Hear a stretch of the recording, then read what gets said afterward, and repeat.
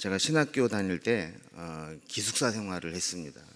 근데 제가 이제 살고 있었던 기숙사가 엘림이라는 기숙사였는데, 이제 거기를 이제 방으로 들어가려고 하면 뭐가 이렇게 써 있는 게 한 두 개 있었어요. 첫 번째 이제 현관 들어가는데 그 입구에 뭐라고 써 있냐면, 내가 선 곳은 거룩한 곳이니 내 신발에서 흙을 털어라. 그럼 뭐 좀 이상하죠? 원래는 이제 모세가 호렙산에서 주님을 만났을 때 하나님께서 내가 선 곳은 거룩한 곳이니 내 발에서 신을 벗어라 이건데, 이거를 이제 살짝 변형을 시켜서 아마 이제 청소하는 분이 써놓은 것 같아요. 그 밖에서 이제 뭐 흙 묻고 이런 거 그냥 신고 들어가면 그때만 해도 뭐 이렇게 바닥이 이제 도끼다시 바닥이고 뭐 이러니까 아마 이제 계속 다니면서 흙 먼지 이런 거 떨어지니까 좀 털고 들어가라 뭐 이런 것 같아요. 그리고 이제 그 현관을 딱 들어가면 그 옆에 액자가 하나 이렇게 있었는데, 그 액자에 이제 한자로 이렇게 써 있어요. 생사 위주. 그러니까 살아도 죽어도 주를 위하여, 이렇게 한문으로 이렇게 써 있었는데, 그게 뭐 다른 사람들은 모르겠어요. 매일 하루에도 몇 번씩 거기를 왔다 갔다 하면서 그것을 이렇게 보고 지나가는데, 저는 이제 그것을 이제 볼 때마다 그 제 마음 속에 스스로 질문을 던져보는 거죠. 저 글귀처럼 나는 정말 살아도 주를 위해, 죽어도 주를 위해 그렇게 살아가고 있는가? 우리가 흔히 이제 신학교를 이제 선지동산이라 이렇게 부르는데, 그 선지동산에 올라와서 하나님의 말씀을 배우고 또 우리 헌신된 우리 자신을 돌아보고 하며 살아가는데, 늘 살아도 죽어도 주를 위해 이 한 가지 일념을 가지고 살아가는가 하는 것을 이제 늘 저 자신에게 되새기곤 했습니다. 예수님을 제외하고 인류 역사상 가장 많은 영향력을 끼친 사람을 한 사람 꼽으라 한다면 아마 사도 바울일 겁니다. 세계 뭐 역사적으로 본다면 사람들이 인정하지 않을 수 있을지 모르지만 사실은 그렇지 않아요. 그래서 이 유명한 역사학자인 토인비도 이 바울에 대해서 이렇게 이야기를 했습니다. 그리스도의 대사, 이 작은 거인 바울만큼 세계 역사의 운명을 바꿔놓은 사람은 없다, 이렇게 평가를 한 겁니다. 이 바울이 지나가는 곳마다 이 복음의 씨앗이 뿌려졌습니다. 그가 머물다 간 곳은 그것이 큰 도시든 아니면 작은 마을이든 그 도시가 완전히 변화가 일어났습니다. 그래서 바울이 아시아를 지나가면 아시아가 바뀌었고, 그가 유럽으로 건너가면 유럽이 바뀌었고, 그가 로마로 들어가면 로마가 바뀌었고, 전 세계가 바뀌는 그런 일들이 일어났습니다. 그가 가는 곳마다 영적 지각변동이 일어나고 영적인 판도가 완전히 달라지게 되었습니다. 지금도 바울은 순교해서 하나님 나라에 있지만, 바울이 남기고 간 그 족적, 그리고 그가 남긴 이 서신서와 성경에 기록되어 있는 것들, 이런 것들을 통해서 얼마나 많은 사람들이 하나님의 음성을 듣고 성령의 역사를 체험하고 있는지 모릅니다. 그렇다면 이 세상의 수많은 사람들 중에 왜 바울은 이렇게 인류 역사에 위대한 영향을 끼치게 되었을까요?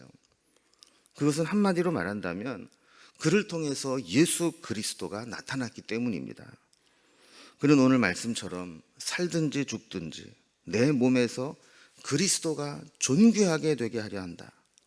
또 내게 사는 것이 그리스도니 나는 죽는 것도 유익하다. 이러한 신앙으로 살았다라는 거예요. 그러니까 사나 죽으나 예수를 위해 살고, 예수를 위해서라면 나는 무엇이든지 할 수 있고, 예수님을 높이고 예수님을 전하기 위해서는 설령 내가 가지고 있는 것이 있다 할지라도 그것을 배설물처럼 다 버릴 수 있었던 사람. 그래서 그는 예수님을 만난 이후에 오직 예수님만 생각하고 예수님만 전하고 예수님을 남기고 간 사람이었습니다. 여러분, 우리도 우리 인생을 가만히 생각해 보면 우리 인생의 가치는 무엇을 위해 살았느냐, 무엇을 위해 살아가고 있느냐, 이것으로 남는 겁니다. 돈만을 위해서 산 사람은 돈밖에 모르고 산 사람이라는 평가를 받습니다. 오직 자식, 자식, 자식 이렇게 생각하고 산 사람은 저 사람은 자식밖에 몰랐던 사람이야. 이런 평가를 받는 거예요. 또 뭐 자존심과 고집만 세우고 산 사람은 저 사람 고집 센 사람 이런 평가를 받는 겁니다. 우리가 이제 종종 이제 장례식에 이렇게 가지 않습니까? 그러면 이제 오가는 이 차량 속에서 뭐 그분에 대한 이야기를 이렇게 해요. 자연스럽게 그분에 대한 이야기를 하는데 그때 이제 그것을 이렇게 들어보면 저분이 어떤 삶을 살았나 이런 걸 알게 되잖아요. 그러면서 그분은 참 이런 사람이었어. 그분 참 이런 에피소드가 있었지. 그러면서 이제 생각나는 것들을 통해 그분에 대한 평가를 자연스럽게 하게 된다고요. 여러분, 우리도 언젠가는 그런 일이 있을 것인데 그럴 때 어떤 사람으로 평가되느냐 하는 것은 사실은 우리가 무엇을 위해 살아가느냐, 평소에 무엇을 위해 살아가느냐를 사람들이 다 지켜보고 있다라는 겁니다. 저 사람은 진짜 교회를 위해서라면 그냥 모든 걸 다 내놓을 수 있는 사람이었어. 저 사람은 정말 뭐 전도라면 그냥 전도에 미친 사람이었어. 저 사람은 정말 그 말씀이라면 그냥 그 말씀에 모든 걸 걸었던 사람이었어. 뭐 이런 평가들을 하게 되잖아요. 근데 바울은 예수에 미쳤고 예수를 위해 산 사람이었던 겁니다. 그래서 그는 이방인 선교를 위해 살았고 복음을 위해 살았고 예수 그리스도를 전하기 위해서 모든 것을 바쳤습니다. 그래서 그를 한마디로 말하면 살아도 주를 위하여 그리고 죽어도 주를 위하여, 이것이 그의 인생의 가장 중요한 가치관이었고 목적이었던 겁니다. 바울은 다메섹 도상에서 예수 그리스도를 만나고 완전히 새로운 사람이 되었습니다. 여러분, 우리도 보통 생사에 관련된 어떤 중요한 일을 경험하고 나면 이제 그 날이 특별한 의미를 갖습니다. 그래서 뭐 예를 들어서 뭐 교통사고를 당했는데 아주 죽을 고비를 넘기고 살아났다거나 아니면 질병으로 인해서 정말 죽는 줄 알았는데 하나님이 기적같이 살려주셨다거나 이렇게 뭔가 이렇게 이 중요한 생사에 관련된 일을 경험하면 마치 생일처럼 우리 인생에 의미가 있는 날이 되게 되죠. 바울에게 있어서 그런 전환점이 되는 그 시점은 언제였냐면 다메섹 도상에서 예수님을 만난 사건이었습니다. 그리고 그는 예수님을 만난 이후에 그의 인생이 완전히 달라지고 새로워졌을 뿐만 아니라 그 새로워진 모습으로 변함이 없었습니다. 저는 이 바울과 우리의 큰 차이점 중에 하나가 뭐냐면 결국 우리도 은혜는 받고 우리도 예수님을 만나고 우리도 뭔가 체험을 하지만 바울처럼 한결같지 않고 바울처럼 지속적이지 못하다는데 문제가 있는 것 같아요. 은혜를 받아도 얼마 못 가고 심지어 성령의 불을 받아도 뜨끈뜨끈 며칠 하다가 식어지기 쉽고 때로는 죽을 병에서 살리심을 받아도 그것에 대한 감사가 얼마 지나고 나면 다 식어버리고, 그러나 바울은 처음 주님을 만났을 때 그 은혜가 그가 죽는 날까지 변함이 없었고 식지 않았다라는 거예요. 그래서 바울은 그에게 그리스도는 처음이요 마지막이었습니다. 그리스도 외에는 그에게 아무런 의미가 없었습니다. 예수 그리스도를 만난 이후로 그의 인생에서 그리스도를 빼버리면 남는 것이 하나도 없었습니다. 여러분, 그런데 우리를 한번 돌아보면 어떨까요? 여러분, 우리 인생 가운데서 그리스도를 빼면 뭐가 남을까요? 내 삶 속에서 그리스도를 빼도 남는 게 너무 많이 있다. 그런데 사실은 우리는 그리스도를 위해 사는 게 아닙니다. 그리스도가 전부가 아닙니다. 그리스도를 빼어버렸더니 나는 빈 껍데기뿐이고 나는 아무것도 없더라. 이렇게 된 사람은 그리스도가 내 인생의 전부이고 내가 그리스도에 사는 것이 되겠죠. 그랬는데 그리스도를 빼고 났는데도 돈이 남아있고 내 고집이 남아있고 내 어떤 업적이 남아있고 내 공로가 남아있고 뭔가 내가 추구하고 있던 것들이 남아있고 이렇게 남아있는 것이 많으면 많을수록 사실 우리는 그리스도와 멀리 떨어져 있는 사람이 되는 겁니다. 예수님은 우리에게 길이요 진리요 생명이라고 했습니다. 이 말씀의 의미는 예수님이 정말 우리의 길이라면 우리는 예수님이 없이는 아무 데도 갈 수 없어야 됩니다. 그리고 어떤 것도 할 수 없다는 것이 됩니다. 그리스도가 나의 진리라면 내가 알고 있는 모든 것, 이것은 아무 의미가 없다라는 겁니다. 예수님이 나의 생명이라면 나에게서 예수님을 빼버린다면 나는 살아있는 존재의 의미 자체가 없는 사람이다. 이런 의미가 되는 겁니다. 바울은 예수님을 정말 그렇게 믿고 정말 그렇게 고백하고 그런 삶을 살았던 사람입니다. 오늘 우리는 이제 10월을 살아가면서 이 빌립보서를 통해서 바울이 고백했던 그 고백의 의미를 우리가 다시 한번 되새겨 보려고 합니다. 오늘 말씀을 다시 한번 보면 그 중에 바울이 고백했던 것 중에 이 첫 번째 중요한 것은 우리의 인생은 사나 죽으나 예수 그리스도를 존귀하게 되는 삶이 되어야 한다라는 것이죠. 예수를 믿노라 하지만 자기를 존귀하게 여기며 살아갈 수 있습니다. 여러분, 우리의 문제는 예수를 안 믿는 게 아니에요. 예수를 믿는다고 하지만 결국 가만히 보면 자기를 높이고 자기가 복받고 자기가 잘되고 자기가 영광을 받는 그렇게 살아가기 때문에 우리의 신앙이 문제가 되는 겁니다. 내 가족, 내 식구들 물론 잘 챙겨야 되지만 그것이 잘못하면 그리스도를 위해 살아가는데 방해가 될 수 있습니다. 여러분, 때론 넓게 보면요, 우리가 우리 교회 잘 돼야 되고 우리 교회 중요하지만 우리 교회만 생각하면 자칫 잘못하면 그리스도의 이름에 누가 될 수 있습니다. 바울은 그리스도가 존귀하게 된다면 난 어떤 비판을 받아도 좋고 어떤 핍박을 받아도 좋고 심지어는 죽어도 좋다 그랬습니다. 20절 중간에 보면 지금도 전과 같이 온전히 담대하여 살든지 죽든지 내 몸에서 그리스도가 존귀하게 되게 하려 하나니 그랬습니다. 그럼 보통 사람들은 사느냐 죽느냐가 제일 중요하죠. 그런데 바울은 사느냐 죽느냐의 문제를 초월했습니다.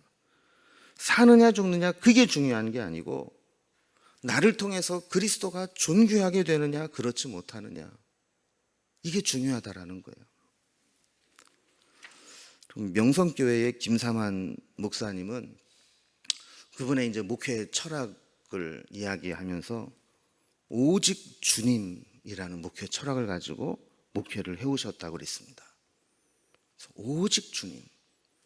그래서 이분이 그냥 오직 주님이라는 그 목회 철학과 신학으로 7년을 하루같이 변함없이 그렇게 달려왔다라는 거예요. 근데 이분이 언제부터인지 오직 주님에서 오직 아드님, 오직 하나님에서 오직 김하나님으로 바뀌어버리고 말았어요. 이렇게 되면서부터 이상해졌어요. 한국교회를 깊은 수렁에 빠뜨리고 이 한국교회 총회를 그냥 완전히 상처와 분열로 점철되게 만들어버렸어요. 여러분, 한 사람의 인생을 우리가 보더라도 정말 오직 주님을 위해서 살아갈 때 하나님께서 은혜를 주시고 복을 주시고 뭐 10만 성도라고 하는 대형교회로 세워주셨는데 한순간 이 오직 그 다음이 바뀌어버리고 나니까 이렇게 엄청난 변화를 가져오게 된 겁니다. 여러분, 우리도 잠시 긴장을 풀고 잠시 한눈을 팔면 그렇게 되지 않으리라는 보장이 없습니다. 그래서 우리는 사나 죽으나 내가 정말 예수님을 위해 살고 있는지, 내가 하고 있는 모든 것이 그리스도를 위해 살아가고 있는 것인지, 이 삶의 원칙을 분명하게 세우지 않으면 우리의 신앙도 마지막에 어떻게 달라질지 모른다는 겁니다. 바라기는 우리 명륜중앙교회, 우리 공동체는 사나 죽으나 주를 위해서 주님이 존귀하게 되는 그런 삶, 그런 교회가 되기를 바랍니다. 두 번째로, 바울은 우리는 사나 죽으나 예수님의 마음을 품고 살아야 된다라는 것을 그의 말씀을 통해 고백합니다. 그리스도를 존귀하게 하려면 그리스도의 마음을 품어야 합니다. 우리가 오늘 다 읽지는 못했지만 빌립보서 2장 5절에 보면 바울이 이렇게 권면합니다. 너희 안에 이 마음을 품으라. 곧 그리스도 예수의 마음이니. 여러분, 너희 안에 이 마음을 품으라. 우리가 이제 잘 아는 말씀이지만 사실 이 말씀을 우리가 늘 마음에 새겨야 돼요. 너희 안에 이 마음을 품으라. 그럼 어떤 마음이라고 그랬어요? 그리스도 예수의 마음이니. 그래서 우리 마음에 예수님의 마음이 있는가? 1장 8절에 보면 내가 예수 그리스도의 심장으로 너희 무리를 얼마나 사모하는지 하나님이 내 증인이시니라. 바울은 심지어 내가 예수 그리스도의 심장으로 너희 무리를 사랑한다. 그리스도의 심장을 내가 가지고 있다. 이렇게 지금 고백하고 있는 겁니다. 예수님의 마음을 품고 그리스도의 심장을 가지고 살아간다라고 하는 것. 그 마음 중심에 오직 예수님의 마음을 품고 살아간다라는 거예요. 여러분, 예수님의 마음이 어떤 거예요? 겸손함과 희생과 자신을 내어주는 사랑, 그리고 그것이 결국 십자가로 나타나지 않았습니까? 여러분, 그리스도 예수의 마음을 아는 것과 그리고 그 마음을 품고 사는 것과는 다릅니다. 지식으로 아는 것과 실제로 그것을 품고 실천하고 사는 것이 다르다는 거예요. 그냥 아는 것에 그치는 사람은 십자가를 져야 할 때 십자가를 지지 않습니다. 그러나 그리스도의 마음을 품고 살아가는 사람은 십자가를 져야 할 때 그것이 내 사명이라고 생각하고 십자가를 집니다. 여러분, 이런 우스갯 소리가 있잖아요. 어느 마을에 절이 있었는데 목사님이 그 절 옆에다가 개척교회를 세운 거예요. 근데 이 목사님이 워낙 찬양을 좋아하는 분이라 이 교회 앞에 그 마당에도 찬양이 나오도록 스피커를 달아놓고 늘 이 찬양을 들으면서 교회 이 마당을 왔다 갔다 하는 겁니다. 근데 문제는 뭐냐면 이 찬양을 막 크게 틀어놓으니까 그 옆에 있는 절에까지 찬양 소리가 막 나는 거예요. 그리고 이분이 또 얼마나 전도를 열심히 하는지, 이 절에 나오던 사람들이 어느 날 보니까 교회에 앉아 있고 스님들이 보니까 그런 거예요. 이 대책 회의를 했대요. 야, 이거 이렇게 되다가는 우리 절이 문 닫게 생겼다. 그렇다고 옆에 살면서 싸울 수도 없고, 그러니까 우리가 누가 가서 그 주지 목사님 만나가지고 그 찬양 좀 틀지 말고 우리 이 상도를 지키면서 이렇게 절은 절대로 교회는 교회대로 하자, 이렇게 얘기를 좀 하고 협상을 좀 하자, 이렇게 얘기가 됐어요. 근데 문제는 이제 고양이 목에 누가 방울을 다느냐, 도대체 누가 가서 얘기를 하느냐, 아무도 가겠다는 사람이 없는 거예요. 그러니까 막 얼마나 답답해요. 뭐 얘기는 해야 되는데. 근데 그 참다 못한 한 스님이 손을 번쩍 들더니 그러더래요. 주지 스님, 그러면 제가 십자가를 질게요.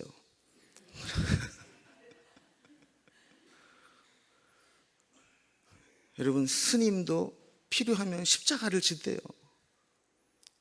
그런데 우리는 십자가를 져야 할 때, 주님을 위해 살아가야 될 때, 그 십자가를 외면하고 있지는 않은지, 주님의 마음을 품고 살아간다고 하면서 정말 주님이 지셨던 그 십자가를 우리는 다른 사람에게만 떠넘기려고 하지는 않는지. 여러분, 십자가의 능력은 십자가 목걸이하고 다닌다고 나타나는 게 아닙니다. 내가 십자가를 질 때 그 속에서 십자가의 능력, 십자가의 은혜는 나타나게 되는 겁니다. 바라기는 우리 10월을 시작하면서 우리 안에 그리스도의 마음이 있는지, 그 십자가를 지는 그 주님의 그 마음이 우리에게 있는지 한번 돌아볼 수 있기를 바랍니다. 세 번째로, 사도 바울은 사나 죽으나 다른 사람을 유익하게 하는 삶을 살았다, 이렇게 고백을 합니다. 23절 말씀해 보면, 내가 그 둘 사이에 끼었으니 차라리 세상을 떠나서 그리스도와 함께 있는 것이 훨씬 더 좋은 일이라 그렇게 하고 싶으나, 이렇게 말씀을 합니다. 여러분, 여기 보면 사도 바울이 둘 사이에 끼었다 그랬잖아요. 그럼 어디와 어디 사이에 끼었다는 거예요? 내가 살 것이냐 죽을 것이냐, 이 생사의 가운데 끼어 있다는 거예요.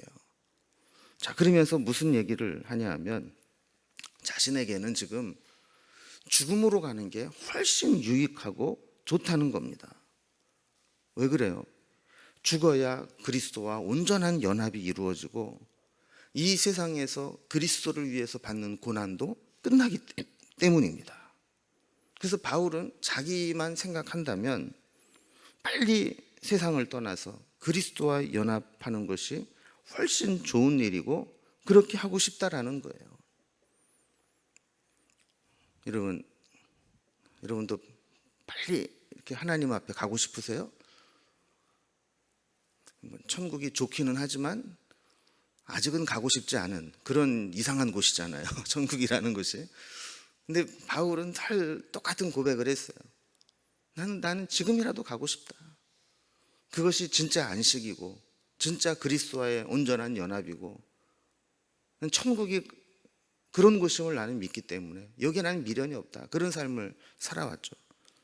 그런데 24절에 보면, 내가 육신으로 있는 것이 너희를 위하여 더 유익함이라. 아직 살아야 될 이유가 있다는 겁니다. 그리고 내가 살아있음으로 인해서 너희가 더 유익하게 된다라는 겁니다. 결국 이 얘기는 무슨 얘기냐면, 바울은 하나님께서 자기에게 주신 하루하루의 삶이 자기를 위한 삶이 아니고, 첫 번째는 그리스도를 위한 것이었지만 두 번째로는 하나님의 백성들을 위해서, 다른 사람을 위해서 살아갔기 때문에 내가 살아있는 것이 너희에게 유익한 것이다, 이렇게 이야기를 한 겁니다. 왜 그래요? 아직은 살아서 바울이 저들을 위해 기도하는 것이 필요했고, 아직은 바울이 그들을 위해서 말씀을 전하고 말씀으로 권면하는 것이 필요했고, 아직은 삶에 우왕좌왕하던 저들에게 바울의 지도와 바울의 권면이 저들에게 아직 유익하기 때문이었습니다. 그래서 그는 내가 육신으로 있는 것이 너희를 위해서 더 유익하다, 이런 고백을 한 겁니다. 여러분, 우리도 이 세상을 살아가면서 우리 혼자 남겨져 있는 것처럼 보이지만 사실은 우리의 자녀들이 있고 우리의 공동체가 있고 우리가 만나는 사람들이 있습니다. 그들을 위해서 내가 필요한 것이고 내가 존재하는 것이고, 아직은 내가 그들을 위해서 더 기도해야 되고, 아직은 내가 그들의 신앙을 위해서 더 권면해야 되고, 아직은 내가 살아서 그들에게 그리스도의 향기를 나타내야 되고, 이런 사명이 있어야 된다라는 것이죠. 바울은 다른 서신서인 고린도전서 10장 31절에서부터 33절에 보면 이렇게 고백을 합니다. 그런즉 너희가 먹든지 마시든지 무엇을 하든지 다 하나님의 영광을 위하여 하라. 유대인에게나 헬라인에게나 하나님의 교회에나 거치는 자가 되지 말고 나와 같이 모든 일에 모든 사람을 기쁘게 하여 자신의 유익을 구하지 아니하고 많은 사람의 유익을 구하여 그들로 구원을 받게 하라. 여러분, 여기도 보면 먹든지 마시든지 무엇을 하든지 무엇을 위해 하라 그래요? 하나님의 영광을 위하여. 그리고 사람에게든지 교회에게든지 거치는 자가 되지 말라. 걸림돌이 되지 말라. 오히려 그들에게 자신의 유익을 구하지 않고 많은 사람의 유익을 구하는 자가 되라. 이렇게 권면하는 것을 보게 됩니다. 우리가 10월을 시작하면서 우리의 신앙을 다시 한번 돌아보기를 바랍니다. 바울이 늘 그리스도를 위해 살아왔고, 그리고 다른 사람을 위해서 살아왔던 그 신앙을 우리가 생각하면서 우리도 우리 인생 가운데 정말 그리스도만을 위해 살아가고 있고, 그리고 다른 사람의 유익을 위해서 살아가고 있는지, 이 모습을 한번 돌아볼 수 있기 바랍니다. 그럼 벌써 10월이 시작됐습니다. 금년도 4분의 3이 지나가고, 이제 송구신 예배 드린 지가 엊그제 같은데 벌써 이제 한 해를 마무리하고 또 내년을 준비해야 되는 그런 때가 되었습니다. 이 시점에서 우리가 정말 우리의 인생에 사나 죽으나 그리스도가 존귀하게 되고, 사나 죽으나 그리스도의 마음을 품고, 사나 죽으나 다른 사람과 교회를 유익하게 하고, 이렇게 살아왔던 사도 바울의 고백처럼 우리도 그리스도만 존귀하게, 그리고 그리스도의 마음만 품고, 그리고 다른 사람과 교회를 유익하게 하는 그러한 삶으로 우리 10월 한 달을 살아가고 남은 이 2019년도를 그렇게 잘 마무리하고 결산할 수 있는 우리 모든 공동체가 되기를 주님의 이름으로 기원합니다. 오늘 함께 합심해서 한번 기도하시겠는데, 먼저 첫 번째는 주신 말씀을 붙잡고 기도하십시다. 그래서 내 인생의 목적이 사도 바울과 같이 되었는가? 정말 그리스도가 존귀하게 되기 위해서 나는 그리스도만을 위해 살아가고 있는가? 그리고 그 그리스도의 마음을 품고 십자가를 지는 심정으로 살아가고 있는가? 그리고 나의 이 삶에 있어서 다른 사람과 교회 공동체에게 거치는 것이 아니라 오히려 그들에게 정말 참된 유익을 주고 내게 살아있는 존재의 의미와 존재의 이유가 분명한 삶을 살아가고 있는가? 한번 돌아보면서 기도했으면 좋겠고요. 두 번째는 이제 4분의 1밖에 남지 않은 금년 한 해를 잘 마무리하고 또 기도로 내년도를 잘 준비할 수 있는 그런 한 달이 되도록 기도해 주시기 바랍니다. 또 국가적으로 지금 많이 참 혼란스럽고 사람들의 마음이 자꾸 분열되고, 또 이 세상의 이 물결들이 교회 안에도 들어와서 교회를 지키지 못하는 그런 경우들이 많이 생기고 있습니다. 하나님께서 이 땅에 다시금 평화와 화해와 은혜의 영을 부어주시기를, 그리고 한국 교회가 바로 서서 하나님께서 주신 사명을 잘 감당할 수 있기를 위해서 기도해 주시고, 마지막 세 번째로는 우리의 가정을 위해서, 우리의 자녀를 위해서, 그리고 수능을 앞둔 우리 수험생들을 위해서, 그리고 또 연세 드신 우리 부모님들과 우리 교회 어르신들을 위해서, 그리고 10월 한 달 동안 우리의 일터와 또 사업장과 우리의 살아가는 삶의 현장을 위해서, 우리의 기도하는 제목과 진로를 위해서 합심해서 한번 기도하고 이어서 자유롭게 기도하면서 주님께 나아가겠습니다. 함께 다 같이 합심해서 기도합니다.